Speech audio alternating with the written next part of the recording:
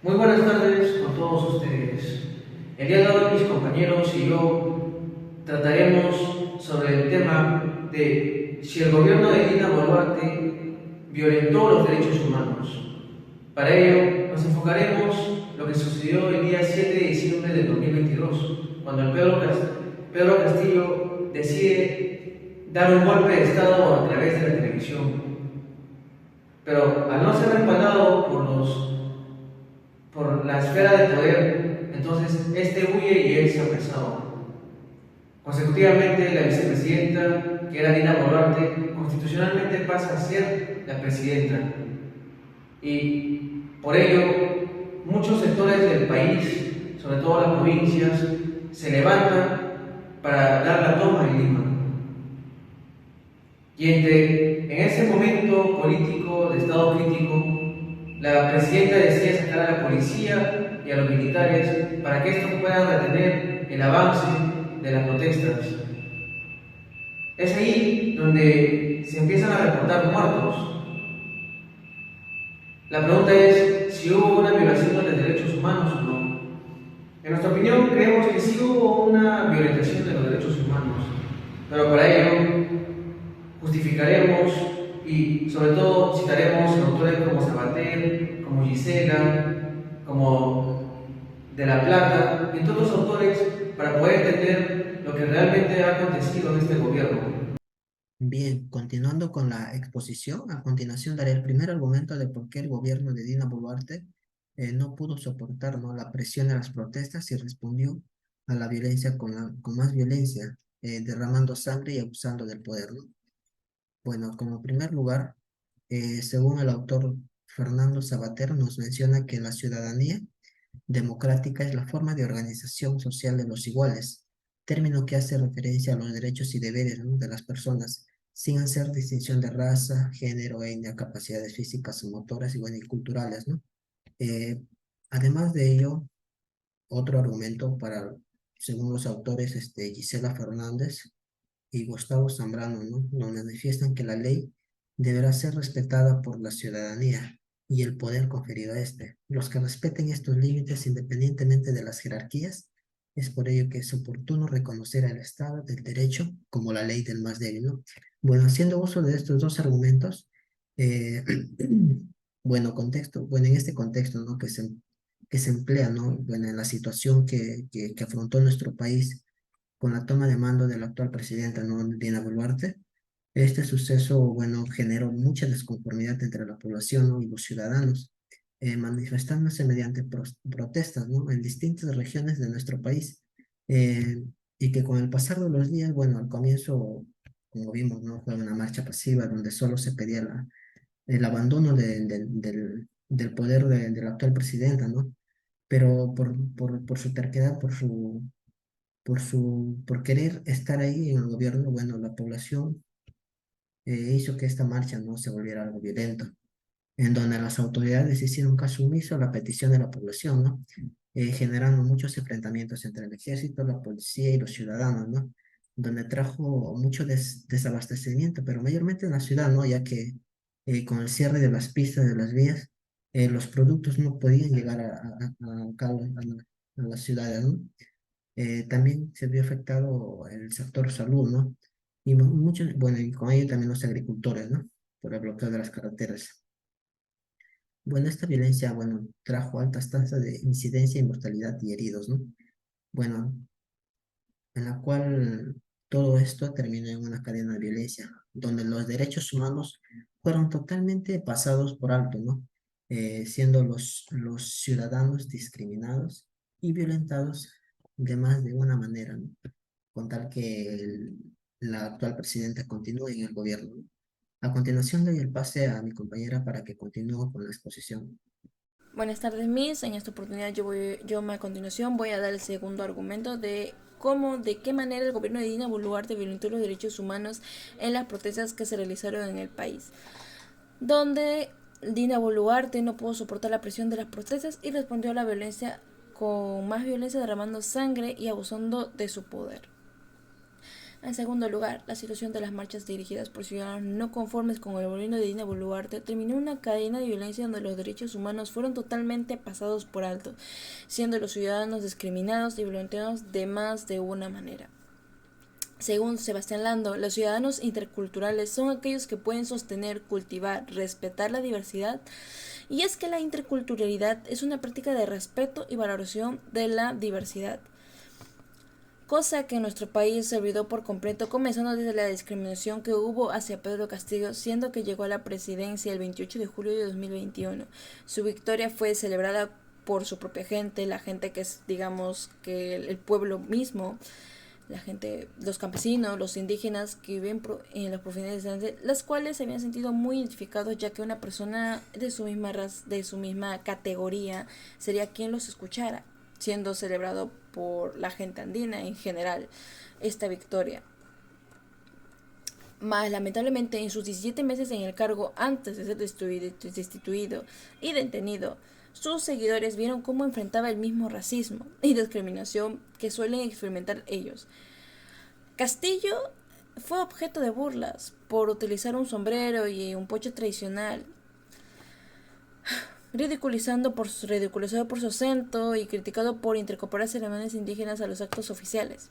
Mas al ser detenido en su intento fallido de autogolpe de Estado y la jura de cargo de la jefa del Estado por Dina Boluarte, las cuales se sintió como una completa traición a los ojos de sus fieles seguidores, esto despertó sin duda su ira propia, quienes no duraron en lanzarse contra el gobierno tras la nueva presidencia. Esto desató un sinfín de enfrentamientos entre autoridades, quienes buscaban mantener el orden, y los pobladores, quienes querían ser escuchados, siendo Arequipa, Apurímac, Ayacucho, Puno, Cusco, Lambayeque, Cajamarca, Amazonas, La Libertad y San Martín las ciudades más golpeadas por las marchas y bloqueos de carreteras que dejaron varados a miles de peruanos, además de no hacer llegar los suministros de primera necesidad a cada departamento, ya sea alimentos, provisiones de salud, e incluso no dejaban los bloqueos de carretera dificultaban mucho el tránsito, sobre todo de alimentos y del sector de salud, las cuales no podían llegar a los heridos y la gente se estaba muriendo de hambre, haciendo que los costos se elevaran y más los desórdenes de los pueblos. Todo esto fue un sinfín de violencia. En un comunicado, la portavoz por la Oficina de Derechos Humanos de Naciones Unidas, Marta Hurtado, llamó a respetar, proteger y garantizar los derechos humanos y pidió a las autoridades que inicien investigaciones imparciales, transparentes y efectivas para que los responsables de las muertes durante las protestas rindan cuentas. Además, remarcó la importancia de escuchar las preocupaciones y quejas de la población para abordar la situación actual. El Estado, según Simon Roberts, en su libro Introducción a la Antropología Legal, define el Estado como presencia de autoridad suprema de gobierno sobre un territorio en específico, reconocido por sus gobernantes como poseedora de poder para tomar decisiones y asuntos de gobiernos y capaz de hacer cumplir tales decisiones y mantener el orden estable, cosa que Castillo no pudo. Siendo honestos, Castillo era un hombre humilde que llegó a la presidencia casi, digamos, hipotéticamente por accidente. Lamentablemente nunca llegó a tener control real del poder ejecutivo, vivía en la improvisación y el descontrol, acachaba todos sus males de Congreso, al que acusaba de no dejar gobernarle por racismo y clasismo. El presidente enarbolaba ese discurso a sus viajes por las regiones donde más le valoraba, y ahí el mensaje ha caído de golpe, y por eso el despertar del disturbio en general. Dado esto, la declaración de una nueva presidencia de nuestro gobierno peruano no pudo controlar las marchas, terminando en un sinfín de faltas a la población. La Defensoría del Pueblo ha señalado que tras las manifestaciones contra el gobierno de Dina Boluarte se han registrado 49 civiles fallecidos en los enfrentamientos, 11 civiles por accidentes de tránsito y hechos vinculados al bloqueo de carreteras y 7 miembros de las Fuerzas Armadas del Orden, siendo policías y 6 militares. Hasta el 10 de marzo de este año fueron 1.785 los ciudadanos heridos, en su mayoría civiles. Las acciones de las fuerzas del orden contra los manifestantes pacíficos y violentos han sido cuestionados por organizaciones sociales, autoridades nacionales y extranjeras y entidades como la Comisión Interamericana de Derechos Humanos. Esta última realizó una visita para conversar directamente con los familiares de los afectados. para recibir un informe de lo sucedido y a repartir recomendaciones, mientras el Poder Ejecutivo se criticó los términos usados en el informe como las presuntas masacres y ejecuciones extrajudiciales que habían cometido las fuerzas del orden en ciudades como Ayacucho y Tacna. Dado por las tomas de los diferentes aeropuertos, el desorden, la destrucción de propiedad privada, el que no pasaran alimentos, literalmente una total violencia. Tanto la presidenta de la República como la presidencia del Consejo de Ministros indicaron que dichos sucesos no habían ocurrido, pero se instaron a que los procesos de investigación sigan su curso. Miembros del Congreso de la República rechazaron el informe presentado alegando ataques de miembros a las Fuerzas Armadas y la PNP, mientras que otros insistieron en su pedido de renuncia de la renuncia de la presidencia de Dina Boluarte. Todo esto terminó afectando no solo a los manifestantes, sino también a la otra cara de la moneda, quienes no formaban parte de estas manifestaciones, terminando en pérdidas materiales, pérdidas de estudio, escasez laboral, bancarrotas de microempresas y no el tránsito libre. El Estado peruano no pudo tomar ningún control a las graves consecuencias que se venían violando más de un derecho a la población peruana, la cual sigue sufriendo con las graves consecuencias de un Estado de poca decisión y poca autoridad hasta estos momentos. Bueno, muchas gracias. Le doy pase a mi compañero. En conclusión, la presidenta Dina Boluarte, en su función como presidente y en su gobierno, sí se llevó a cabo una violación de los derechos humanos. ¿Por qué? Porque hubo asesinato dentro de las protestas. ¿Por parte de quiénes? De la policía y de los militares. Ahora, también sabemos que hay una justificación de esto.